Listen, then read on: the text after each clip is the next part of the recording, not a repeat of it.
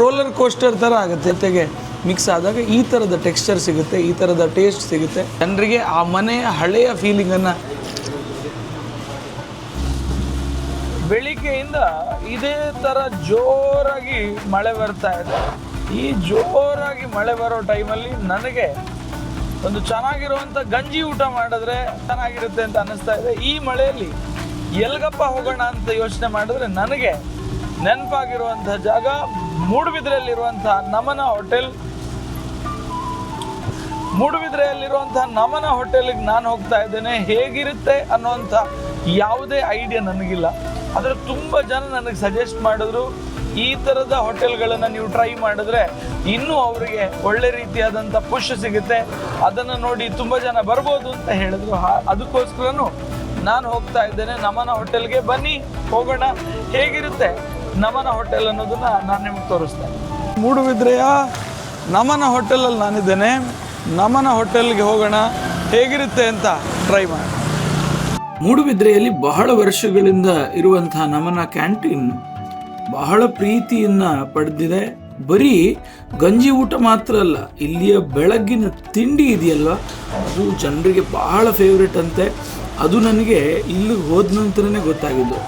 ನಾನು ಮಾತ್ರ ಇಲ್ಲಿ ಸಿಗುವಂಥ ವಿಶೇಷವಾಗಿರ್ತಕ್ಕಂಥ ಗಂಜಿ ಊಟ ಮತ್ತು ಇಲ್ಲಿ ಸಿಗುವಂಥ ನೀರುಳ್ಳಿ ಬಜೆಯ ಬಗ್ಗೆ ಕೇಳಿಕೊಂಡು ನಾನು ಇಲ್ಲಿಗೆ ಬಂದಿದ್ದೇನೆ. ಆದರೆ ಇಲ್ಲಿ ತಿಂಡಿಯೂ ಸಿಗ್ತದೆ ಅನ್ನುವಂಥದ್ದನ್ನು ಕೇಳಿ ಖುಷಿಯಾಯಿತು.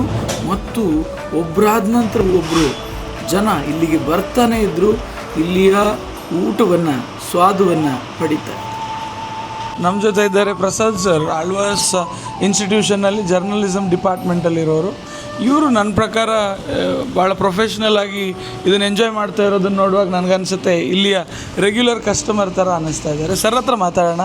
ಸರ್ ಏನು ಹೇಳ್ತಾರೆ ಅಂತ ಕೇಳೋಣ. ಸರ್ ನಮಸ್ಕಾರ. ನಮಸ್ತೆ. ನಮಸ್ತೆ.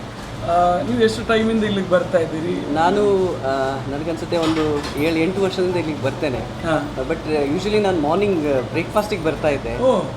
ಬಟ್ ಊಟಕ್ಕೆ ರೀಸೆಂಟ್ಲಿ ಅಂದರೆ ನಾವು ಮೂಡುಬಿದ್ರೆಯ ಎಲ್ಲ ಹೋಟ್ಲುಗಳನ್ನು ನೋಡಿದ್ದೇವೆ, ಎಲ್ಲ ಹೋಟ್ಲು ನೋಡಿದ್ದೇವೆ. ಬಟ್ ತುಂಬ ನೀಟಾಗಿ ಕ್ಲೀನಾಗಿ ತುಂಬ ರೀಸನೇಬಲ್ ಪ್ರೈಸಿಗೆ ಇಲ್ಲಿ ಊಟ ಸಿಗುತ್ತೆ. ಮತ್ತು ನಮ್ಗೆ ಇಷ್ಟ ಆದ, ನನಗೆ ಗಂಜಿ ಅಂದರೆ ತುಂಬ ಇಷ್ಟ. ಸೊ ನಾವು 2-3 ಗಂಜಿ ಹೋಟ್ಲನ್ನು ಎಕ್ಸ್ಪ್ಲೋರ್ ಮಾಡಿದ್ವಿ. ಬಟ್ ಈಗ ಲಾಸ್ಟಿಗೆ ಗಂಜಿ ಜೊತೆಗೆ ಈ ಈರುಳ್ಳಿ ಬಜ್ಜಿ ಸಿಗುತ್ತೆ ಇಲ್ಲಿ. ಸೊ ಇದು ಕಾಂಬಿನೇಷನ್ ತುಂಬ ಚೆನ್ನಾಗಾಗುತ್ತೆ ಅಂತ. ಹಾಗಾದ್ರೆ ನಾನು ಪಕ್ಕ ಟ್ರೈ ಮಾಡಬೇಕಿದ್ದು. ಹೌದು, ನೀವು ಪಕ್ಕ ಟ್ರೈ ಮಾಡ್ಬೋದು. ಸೊ ಗಂಜಿ ಕೊಡ್ತಾರೆ, ಅನ್ಲಿಮಿಟೆಡ್ ಗಂಜಿ ಇರ್ತದೆ, ಪಲ್ಯ ಇರ್ತದೆ, ಮತ್ತು ಈರುಳ್ಳಿ ಬಜ್ಜಿ ಎಕ್ಸ್ಟ್ರಾ ತೊಗೊಳ್ಬೇಕು. ಮತ್ತು ಇದು ಉಪ್ಪು ಮುಂಚಿ ಇರ್ತದೆ, ಮಜ್ಜಿಗೆ ಇರ್ತದೆ, ಇದೆಲ್ಲ ಇರ್ತದೆ. ಸೊ ಇದೆಲ್ಲ ಇರೋದ್ರಿಂದ ಊಟ ತುಂಬ ಸ್ವಾದಿಷ್ಟವಾಗಿರ್ತದೆ. ಹಾಗಾಗಿ ಇಲ್ಲಿಗೆ ಬರೋದು. ಮತ್ತು ರೇಟ್ಸು ಹಾಗೆ ತುಂಬ ರೀಸನೇಬಲ್ ರೇಟ್ ಇರ್ತದೆ. ನಾವು ಅಂದರೆ ಈಗ ಕೆಲವು ದಿವಸ ನಾವು ಮಧ್ಯಾಹ್ನ ಊಟ ಮಾಡಿದರೆ 400-500 ರೂಪಾಯಿ ಆಗ್ತದೆ. ಬಟ್ ಇಲ್ಲಿ ಮಾಡಿದರೆ ಒಂದು ಮ್ಯಾಕ್ಸಿಮಮ್ ಒಂದು 150, ಇಬ್ಬರು 150 ಆಗುತ್ತೆ ಅಷ್ಟೇ. ಓಕೆ. ಸರ್ ಮಾತಾಡುವಾಗ ಹೇಳಿದ ಹಾಗೆ ಭಾಳ ರೀಸನೇಬಲ್ ಆಗಿರುವಂಥ ಒಂದು ಒಳ್ಳೆಯ ಸ್ವಾದಿಷ್ಟ ಊಟ ಬೇಕು ಅಂತ ಹೇಳಿದ್ರೆ ಜನರು ಬರುವಂತಹ ಜಾಗ ನಮನ ಹೋಟೆಲ್. ನಾವು ಕೂಡ ಟ್ರೈ ಮಾಡ್ತೇವೆ, ಹೇಗಿರುತ್ತೆ ಅನ್ನೋದನ್ನು ನಿಮ್ಮ ಜೊತೆ ತೋರಿಸ್ತೇವೆ. ಕುಚ್ಚಲಕ್ಕಿಯ ಗಂಜಿ ಊಟವನ್ನು ಕೊಟ್ಟಿದ್ದಾರೆ. ಈ ಗಂಜಿ ಊಟ ಇನ್ನೂ ಟೇಸ್ಟ್ ಆಗೋದಕ್ಕೆ ನೀರುಳ್ಳಿ ಬಜ್ಜೆ ಇದೆ, ಅದರ ಜೊತೆಗೆ ದಿನಕ್ಕೊಂದು ಬಗೆಯ ರೀತಿಯಾದಂತಹ ಚಟ್ನಿ, ಪಲ್ಯ ಹಾಗೂ ಉಪ್ಪಿನಕಾಯಿ ಕೂಡ. ನನಗನ್ಸುತ್ತೆ ಒಂಥರ ಫುಲ್ ಮೀಲ್ಸ್ ಥರ ಕಾಣಿಸ್ತಾ ಇದೆ. ಅದರಲ್ಲೂ ಕೂಡ ನೀವು ಅನ್ಲಿಮಿಟೆಡ್ ಆಗಿ ಗಂಜಿ ಊಟವನ್ನು ತೊಗೋಬೋದು. ಅದಕ್ಕಿಂತ ಮೊದಲು, ಗಂಜಿ ಊಟಕ್ಕೆ ಹೋಗೋದಕ್ಕಿಂತ ಮೊದಲು ಲೆಟ್ ಅಸ್ ಟ್ರೈ ಈರುಳ್ಳಿ ಬಜೆ. ನೀರುಳ್ಳಿ ಬಜೆ ಹೇಗಿದೆ ಅಂತ ನಿಮಗೆ ನಾನು ಹೇಳ್ತೇನೆ.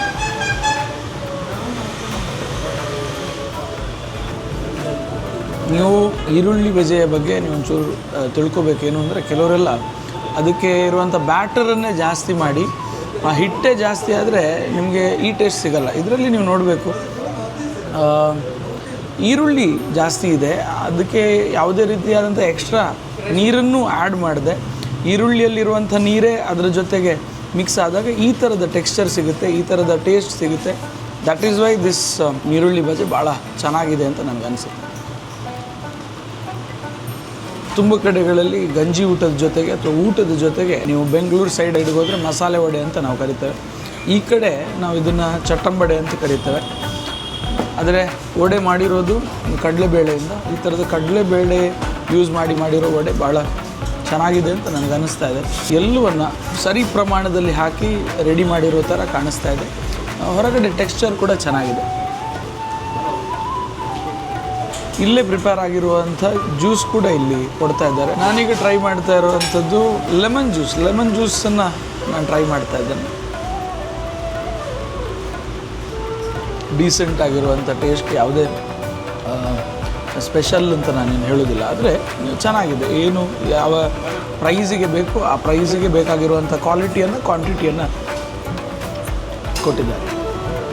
ನಾನು ಅವ್ರ ಹತ್ರ ಕೇಳಿದೆ ಬೇರೆ ಯಾವ ಜ್ಯೂಸ್ ಇದೆ ಅಂತ ಕೇಳಿದರೆ ಅವ್ರು ಹೇಳಿದ್ರು ಎಳ್ಳು ಜ್ಯೂಸ್ ಕೂಡ ಇದೆ ಅಂತ ಹೇಳಿದ್ದಾರೆ. ಈ ಎಳ್ಳು ಜ್ಯೂಸನ್ನು ಟ್ರೈ ಮಾಡ್ತಾ ಇದ್ದೇನೆ. ಎಳ್ಳು ಜ್ಯೂಸ್ ನಿಮಗೆ ಗೊತ್ತಿರಬೇಕು, ದಕ್ಷಿಣ ಕನ್ನಡ ಉಡುಪಿ ಜಿಲ್ಲೆಯಲ್ಲಿ ಹೆಚ್ಚಾಗಿ ಬೇಸಿಗೆಗಾಲದಲ್ಲೂ ಭಾಳ ಹೆಚ್ಚಾಗಿ ಅಂಗಡಿಗಳಲ್ಲೂ ಕೂಡ ಪ್ರಿಪೇರ್ ಮಾಡಿ ಇಟ್ಟಿರ್ತಾರೆ. ಹಾಗೆ ಈ ಹೋಟ್ಲಲ್ಲಿ ನೀವು ಬಂದರೆ ನಿಮಗೆ ಎಳ್ಳು ಜ್ಯೂಸ್ ಸಿಗುತ್ತೆ. ಭಾಳ ಚೆನ್ನಾಗಿದೆ ಎಳ್ಳು ಜ್ಯೂಸನ್ನು ಬೆಲ್ಲ ಹಾಕಿ ಮಾಡ್ತಾರೆ, ಕೆಲವರು ಸಕ್ಕರೆ ಹಾಕಿ ಮಾಡ್ತಾರೆ. ನನ್ನ ಪ್ರಕಾರ ಇದು ಬೆಲ್ಲ ಹಾಕಿ ಮಾಡಿರುವಂಥ ಜ್ಯೂಸ್, ಬೆಲ್ಲ ಹಾಕಿ ಪ್ರಿಪೇರ್ ಮಾಡಿರುವಂಥ ಎಳ್ಳು ಜ್ಯೂಸ್ ನಿಜವಾಗ್ಲೂ ಚೆನ್ನಾಗಿದೆ.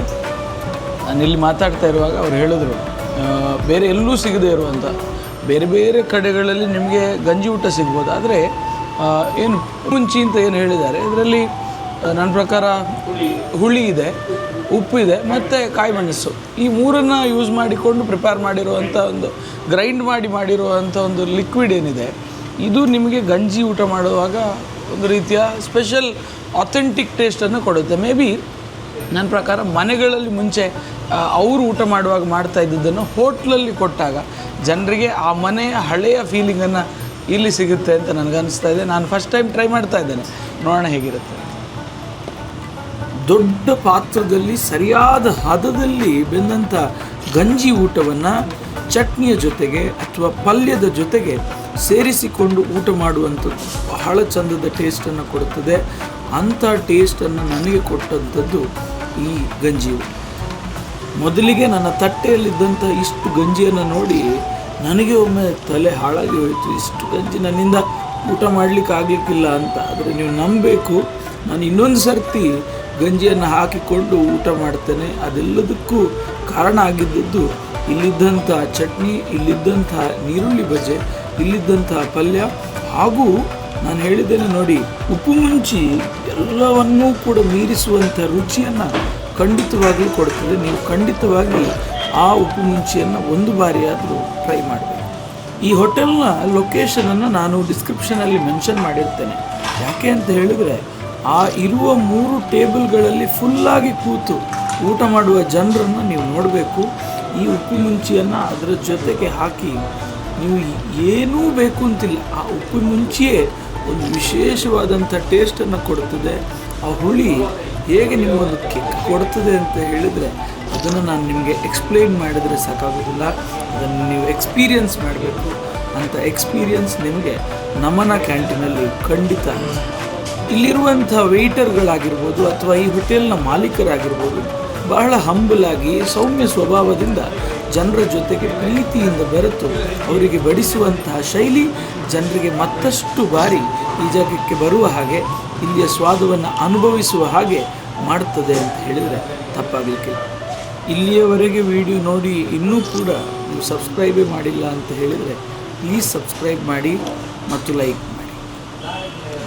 ಇದೇನಿದು ಈರುಳ್ಳಿ ಬಜೆಯನ್ನು ಗಂಜಿಯೊಟ್ಟಿಗೆ ಮಾಡಿ ಊಟ ಮಾಡ್ತಾ ಇದ್ದಾನೆ ಅಂತ ಅನ್ಕೋಬೇಡಿ. ಆ ಈರುಳ್ಳಿ ಬಜೆ ಕ್ರಿಸ್ಪಿನೆಸ್ ಹಾಗೂ ಈ ಗಂಜಿ ಟೇಸ್ಟ್ ಎಲ್ಲವೂ ಮಿಕ್ಸ್ ಆಗಿ ಊಟ ಮಾಡ್ತಾ ಇದ್ದರೆ ಅದನ್ನು ನಾನು ಎಕ್ಸ್ಪ್ಲೈನ್ ಮಾಡಲಿಕ್ಕೆ ಸಾಧ್ಯ ಇಲ್ಲ.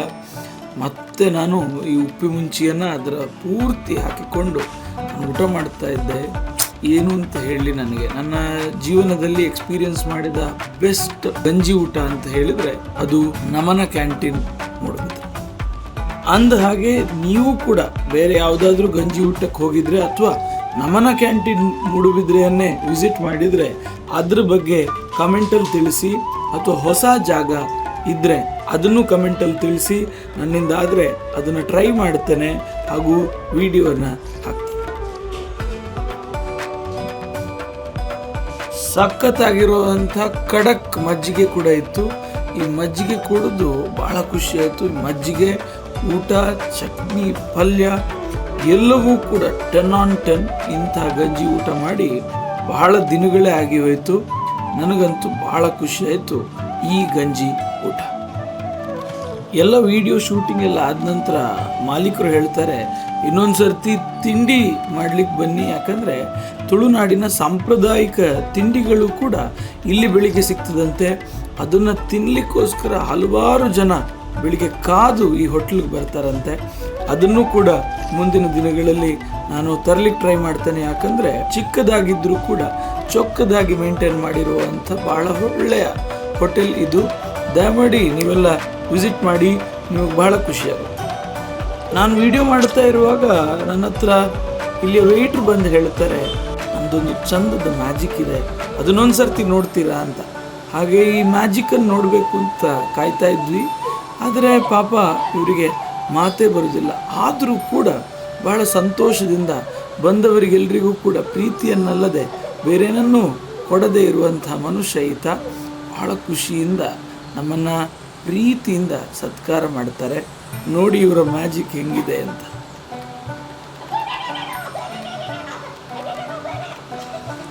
ಆ ನಗುವಿನ ಹಿಂದೆ ಒಂದು ಮುಗ್ಧತೆ ಇದೆ. ಆ ಮುಗ್ಧತೆಯನ್ನು ನೋಡುವಾಗ ನನಗನ್ನಿಸ್ತದೆ ಎಂಥ ಒಂದು ಪವಿತ್ರವಾಗಿರ್ತಕ್ಕಂಥ ಮನಸ್ಸಿದೆ ಈ ಮನುಷ್ಯನಲ್ಲಿ ಅಂತ. ಅಂಥ ಮನಸ್ಸುಗಳು ನಮ್ಮಲ್ಲಿ ಇವತ್ತು ಇಲ್ಲದಾಗಿದೆ.